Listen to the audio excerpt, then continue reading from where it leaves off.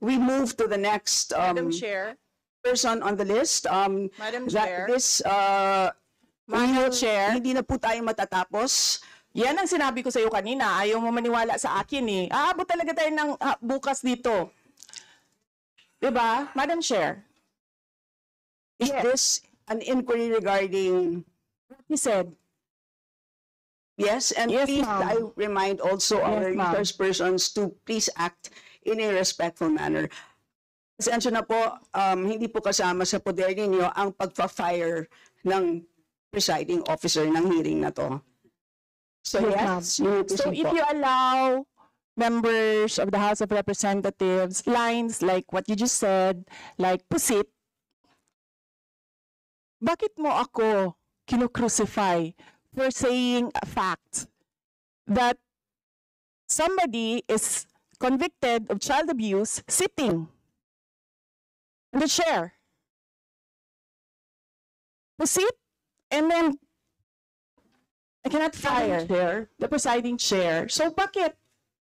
Yes, Bakit napaka one-sided nito, ma'am? noted po. Dahil ba madami kayo dyan sa kabila at nag-iisa ako dito? We note all your comments, ma'am, and let us now proceed. Thank you, ma'am. Thank you, ma'am. Madam Chair, point of order. Yes, the Honorable Benny Abante. I just came in and I hear this. We're not talking about the budget. We're accusing each other here. I'd like to find out from the resource speaker if this is the kind of hearing that we're going to have. Sir, I am not the presiding officer of this hearing. I know, Yes, sir. but the thing is, you're asking questions, Madam Chair. The resource speaker does not have any right to ask questions. Or do you have?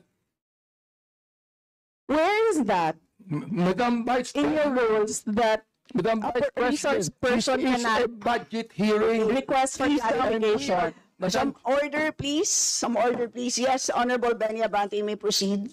I'm just asking a question to our resource speaker, you know, because she's asking a question and she's accusing some of the members of this committee.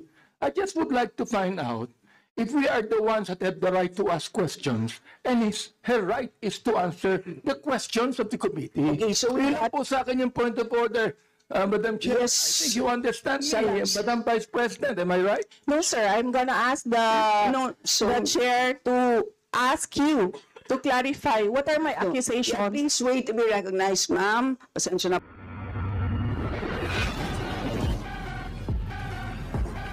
Point of order lang ulit, Madam Chair. Kasi kailangan lang nating ma-establish. I would assume hindi naman po pinanganak kahapon ng ating resource person. Practice po natin sa House Chair, that is a bago polite po- remark. na para po tayo ay makapagtalakay ng budget na pinopropose para sa susunod na fiscal year, chine-check natin paano din gumagastos yung mga ahensya even in the current year and in the past year. Also, Madam Chair, Section 162, Rulings as Precedents, rulings on questions raised by members shall form part of the parliamentary practice of the House. At practice po natin since time immemorial na hindi lang po ang proposed budget yung tinatalakay. Kasi yung performance ay dapat bahagi din ng discussion. Yun lang, Madam Chair. Noted. Honorable friends, could you kindly check if your mic works? Okay, thank you, Madam Chair.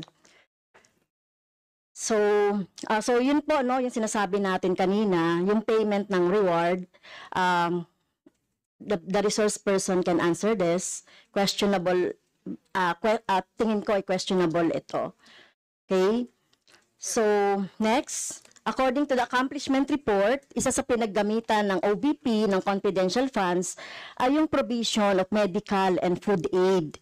This is not allowed under the Joint Circular number 2015-01 dahil kailan pa naging confidential fund ang pagbibigay ng ayuda. Or kung ito naman ay ginamit sa mga ginamit na tao or informant in 11 days. So paano kaya ginamit itong 40 million na ito, no, para sa medical and food aid in 11 days, Madam Chair? So yun yung tanong ko. Kung hindi ito ginamit doon sa mga aids, medical aid or food aid, Pero paano kaya, Madam Chair, ginamit itong 40 million na ito as a medical and food aid ng ilang tao in 11 days? So yun po yung tanong natin, Madam Chair. Madam Vice President. Madam Chair, the subject of this hearing is the OVP 2025 budget proposal. We do not have an item of confidential funds in the OVP budget proposal. Honorable Branch. So, may I continue, Madam Chair? Isa sa bumubukol na confidential fund ng OBP noong 2022 ay nasabi ko na, Madam Chair, yung medical and food aid at saka yung mga purchase of supplies. According to the accomplishment report, the OBP spent 40 million now for medical and food aid in 11 days. So, ang ibig sabihin nito, Madam Chair, konting math, pumapatak na 3.64 million kada araw ang gastos, no, para sa food and medical aid. So hindi natin maintindihan, Madam Chair, paano ito ginastos in 11 days, no? 3.64 million kada araw dito sa item na ito. Madam Vice Do you want to President. comment?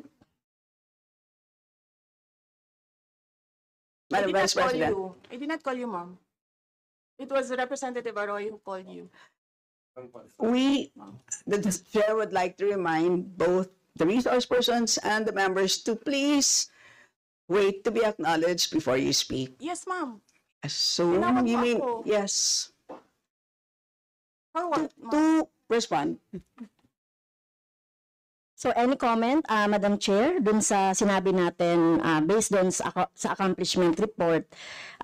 So kung gagamitan natin ng konting math, 3.64 million kada araw ang gastos para sa medical and food for 11 days. For how many people ba ito? Madam Chair, the topic and the invitation of the House of Representatives to the Office of the Vice President for this hearing is the 2025 budget proposal. There is no confidential funds in the 2025 budget proposal. For the information of the body, the letter that we sent, our Madam Vice President, reads as follows. In the second paragraph, we noted the following topics to be discussed. Item number 3 is comparative budget allocation and utilization rate from fiscal year 2019 to 2023. That's item number 3. So I can provide you copies of the letter. So clearly, confidential funds spent in 2022 falls squarely within that. So, yes, Honorable Francie, may proceed.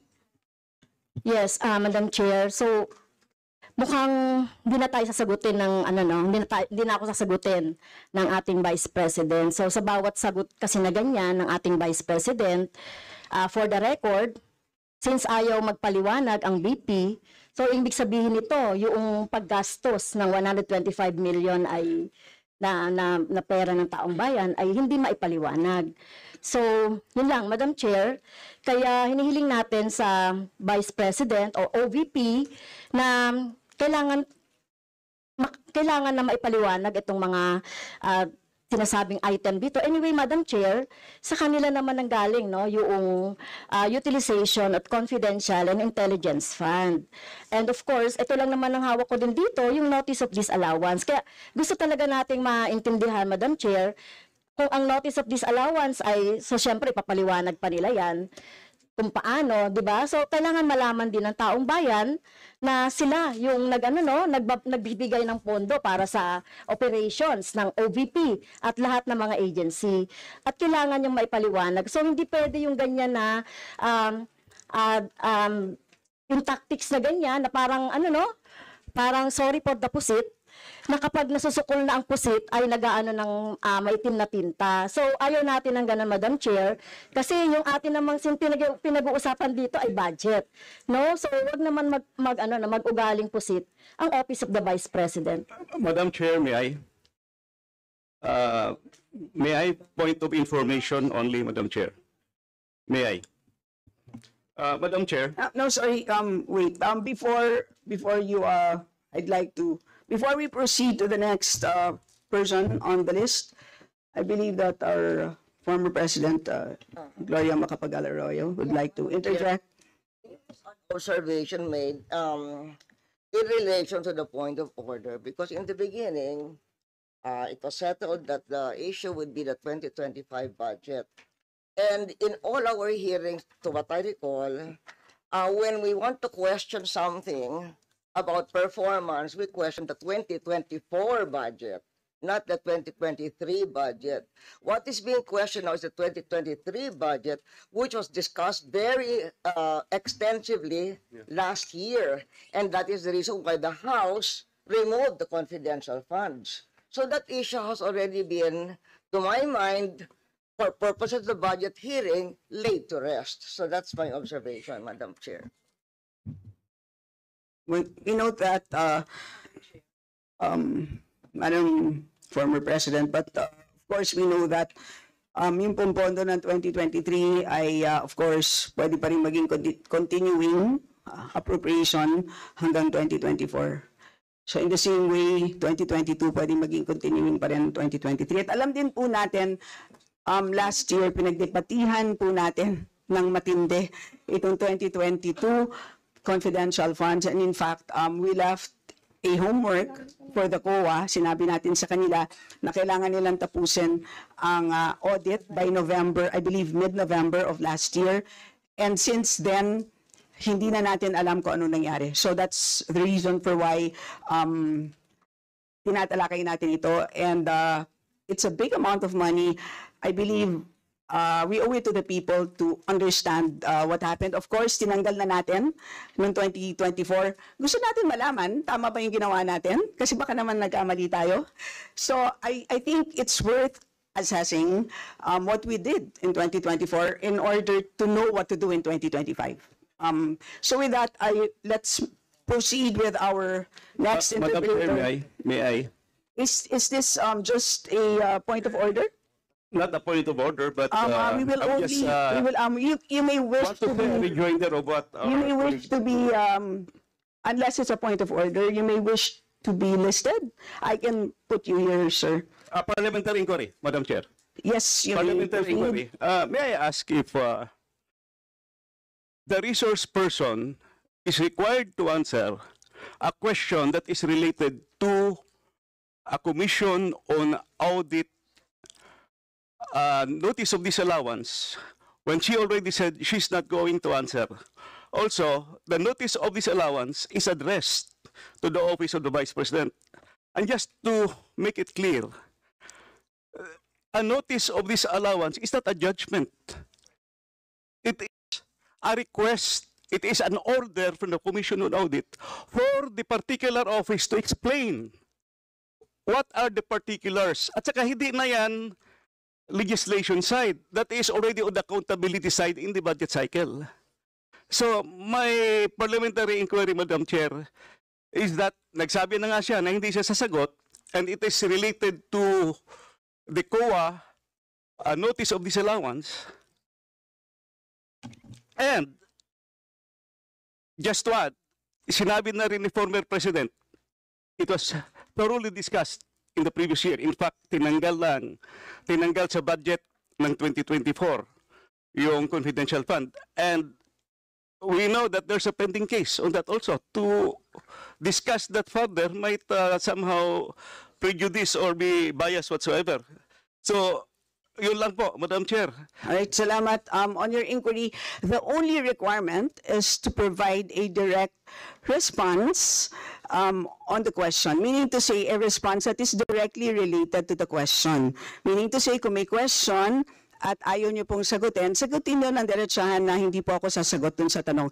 Ang problema po kasi, ang response ay naging hindi related dun sa tanong. Halimbawa, may tanong, ang sagot ay paglalarawan doon sa nagtanong. So hindi naman yon, klaro na hindi yon directly related dun sa tanong. Kaya, yun po, I think it's a reasonable ask. If there's a question, you may or may not answer. You're not compelled. But you just please say, I do not wish to answer. That's it. At least we know it's a direct response. And with that, we move to the next Madam Chair, person on the list. Madam That Chair, this, Madam Chair, hindi na po tayo matatapos. yan ang sinabi ko sa iyo kanina. Ayaw mo maniwala sa akin eh. Aabot talaga tayo ng bukas dito. Diba? Madam Chair, Is this an inquiry regarding, he said, yes, and Yes, please, ma'am. I remind also our Yes, ma'am. resource persons to please act in a respectful manner. Pasensya na po, hindi po kasama sa poder ninyo ang pagpa-fire ng presiding officer ng hearing na to. So yes, you may so proceed if po. you allow members of the House of Representatives lines like what you just said, like pusit, bakit mo ako kinukrucify for saying a fact that somebody is convicted of child abuse sitting in the chair? Pusit, and then I cannot fire the presiding chair. So bakit? Yes, we Bakit napaka one-sided nito, ma'am? noted po. Dahil ba madami kayo dyan sa kabila at nag-iisa ako dito? We note all your comments, ma'am, and let us now proceed. Thank you, ma'am. Thank you, ma'am. Madam Chair, point of order. Yes, the Honorable Benny Abante. I just came in and I hear this. We're not talking about the budget. We're accusing each other here. I'd like to find out from the resource speaker if this is the kind of hearing that we're going to have. Sir, I am not the presiding officer of this hearing. I know, Yes, sir. but the thing is, you're asking questions, Madam Chair. The resource Madam? speaker does not have any right to ask questions. Or do you have? Where is that Madam Vice in your President, rules that Madam a Vice resource President, person this is a cannot budget hearing. request for clarification? Some order, please. Some order, please. Yes, Honorable Benny Abante, you may proceed. I'm just asking a question to our resource speaker, you know, because she's asking a question and she's accusing some of the members of this committee. I just would like to find out if we are the ones that have the right to ask questions and her right is to answer the questions of the committee. Okay, so Yun we lang po sa akin yung point of order, Madam Chair. Yes. I think you understand me, Salamat. Madam Vice President, am I right? No, sir. I'm gonna ask the chair to ask you to clarify what are my Yeah, accusations. please wait to be recognized, ma'am. Pasensya na po. So again, I'd like to remind our resource persons that you are here, you're invited to answer, to present, and you've done that. Thank you very much. And at this point in time, you're here to respond to the questions of our members, and we request you to please respond in a direct way. So, with that, I'd like to recognize from the majority the Honorable Milagros Aquino Magsaysay. You have the floor, ma'am. Thank you, Madam Chair. Magandang hapon po sa ating lahat, sa ating committee chairperson at sa aking mga kasama sa Kongreso at ganun din po sa ating mga panauhin mula sa OVP sa pangunguna ng ating Vice President, Sara Duterte, Carpio at iba pang sangay ng gobyerno. Madam Chair, meron lang po akong dalawang maikling katanungan na nais kong mabigyan ng linaw.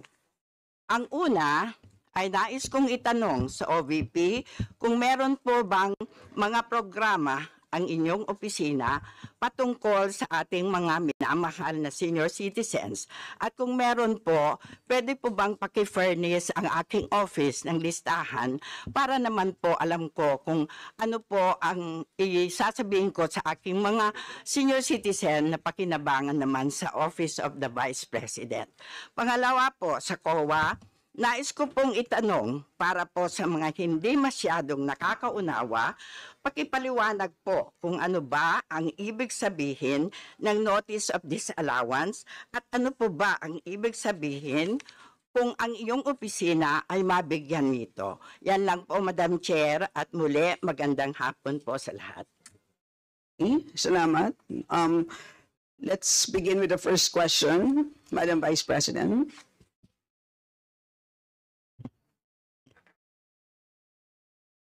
Madam Chair, we do not distinguish for the recipients of our projects. Senior citizens can readily avail of the medical and burial assistance, the Magnegosyo and other projects of the OVP, including the kalusugan food trucks during calamities and the libreng sakay. So, ma'am, hindi po kami nag-exclude ng mga senior citizens. Welcome po sila lahat sa mga projects ng Office of the Vice President. Salamat, Madam Vice President. So, pwede kong sabihin sa aking mga senior citizens na pwede silang mag-avail ng medical assistance and financial assistance. Yes, ma'am, of course. And Thank then you. we do have the senior citizen express lane, ma'am, for senior citizens Thank you. sa aming mga opisina. Your second question, ma'am, is the notice of Madam disallowance. Vice President, I believe that was addressed to Sa the COA. ko po, inano yung question. So, Okay. which means the chair recognizes our Assistant Commissioner Alexander Juliano, sir. Madam Chair, good afternoon.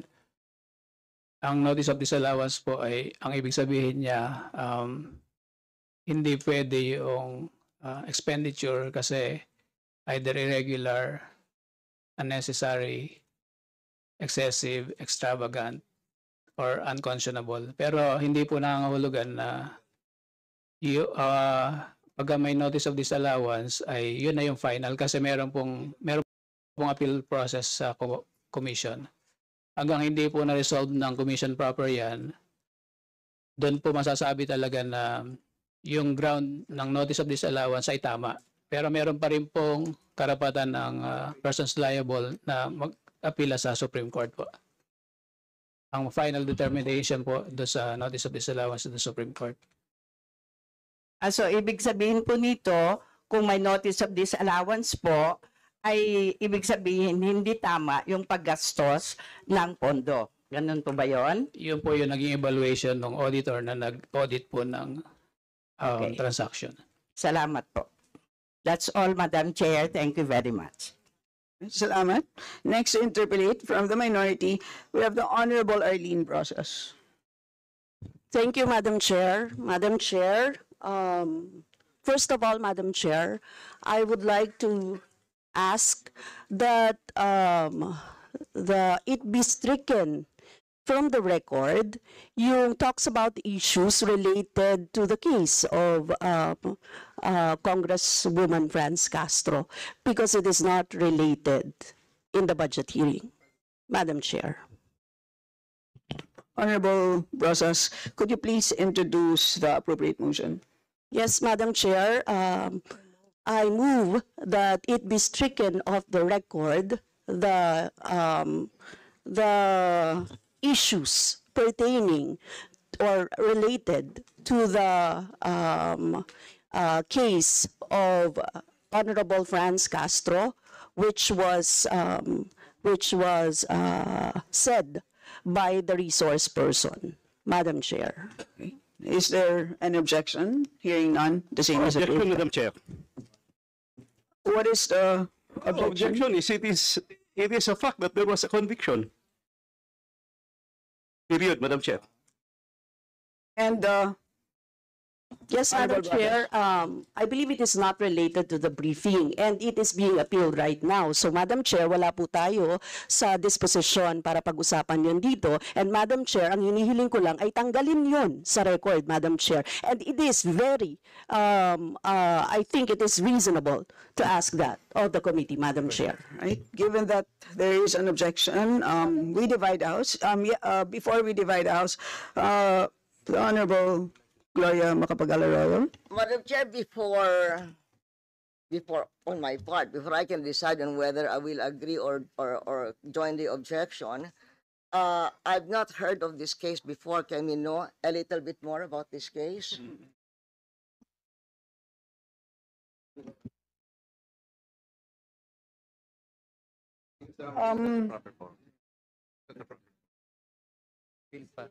Madam Chair, Yeah,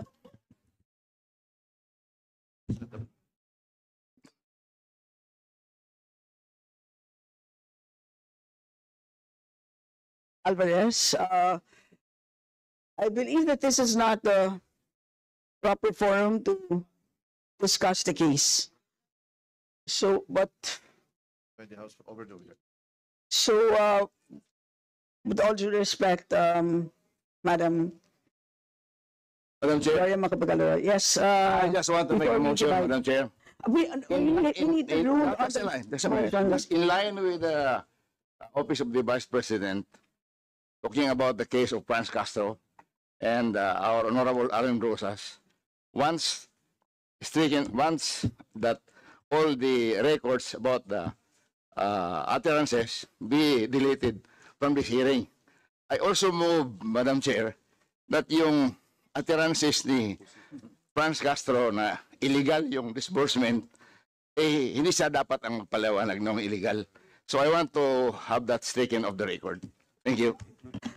Madam Chair, can I explain why I voted in the negative? okay, Just an let's- explanation, Madam Chair. You know, Madam Chair, I have been in the Congress, this Congress for a long time. excuse me, Let me explain, Madam Chair. Kung si- This is very relevant, Let us Madam Chair, very first- relevant. Very relevant. Just give me a few minutes. You know, I have been in this Congress for a long time.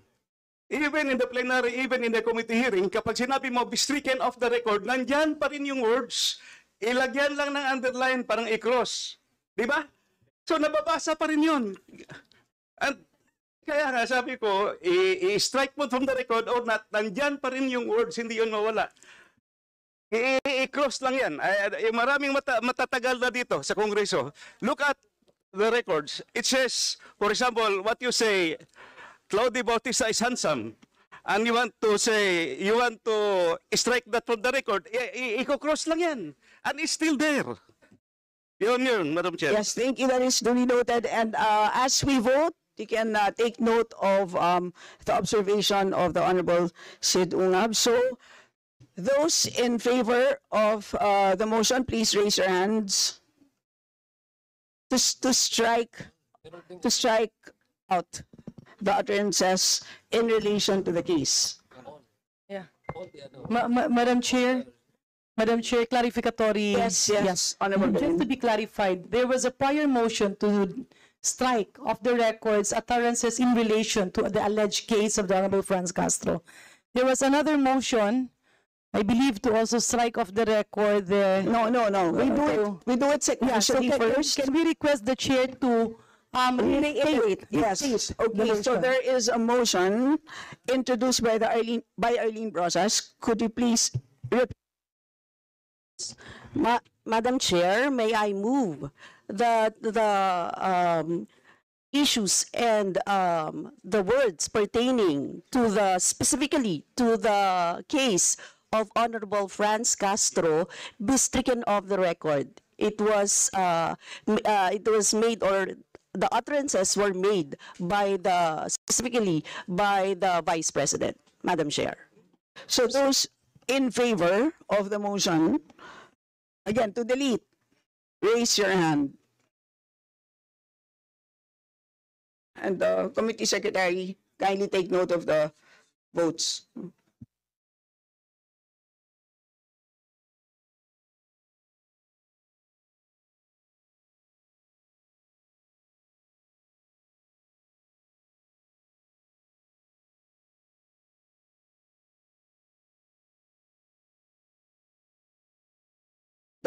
those who are not in favor of the motion, this time please raise your hands. Okay, so the vote. Okay, those in favor, 46. Those not in favor, 2. So the motion is carried. Sorry, those not in favor, 3. So with that, the motion is carried. Madam Chair, there was Now, there was a motion, additional motion. And there is a second motion introduced by the Honorable Jose Alvarez. Could you kindly reiterate the The motion? other motion, Madam Chair, is to strike off the records the utterances of our Honorable Franz Castro about the illegality of the way that the ACOA reported the NDA, and as far as she is concerned, she is not the final judge on whether that notice of allowance already final or not. Thank you. Madam Chair, may I explain? Yes, Honorable Franz So, yung Castro. sinabi ko po, Madam Chair, kanina, on the comment on the notice of the disallowance worth 73.287 million, sinabi ko po, ito po ay illegal in accordance with the joint circular. Tama naman po, no? Kasi hindi to tumutugma doon sa mga letters according to the joint circular. So, yun po yung tinutukoy ko, Madam Chair. Hindi ko naman sinasabing, wala naman po akong binanggit na final na ito. No? Sinabi lang Madam natin na hindi ito in accordance with the joint circular, Madam Chair. Thank you po. And to Honorable Alvarez, Madam- is that the statement that you wish to be stricken off the record? Yeah, with the ones that she said that is illegal, because the notice of disallowance, the office of any government office has the right to appeal the decision of the COA, and before the exit conference on the appeal could be formulated, there is nobody guilty of any offense. I second the motion, Madam Chair. Madam Chair, was it objected to, the motion of Representative Alvarez? Kasi we can only proceed with the voting if there's... Is there any objection? Is there any objection to the motion of the Honorable Alvarez? Yes, I'd like to explain my objection. Yes, Madam please, Chair. the Honorable I think nasa po yun, nasa task ng ating committee secretariat to accurately quote and put kung ano talaga ang nasabi ng ating colleague. So yun na po ang magiging batayan, and it's up to the members of the House and the public to appreciate kung ano yung mga nasabi. But I believe that the topic is really connected to our discussion right now, which is how the OVP used its budget and how it will use its future budget, Madam Yes. Chair. 1 minute suspension while we produce a transcript so I can read the exact statement. Right, 1 minute suspension.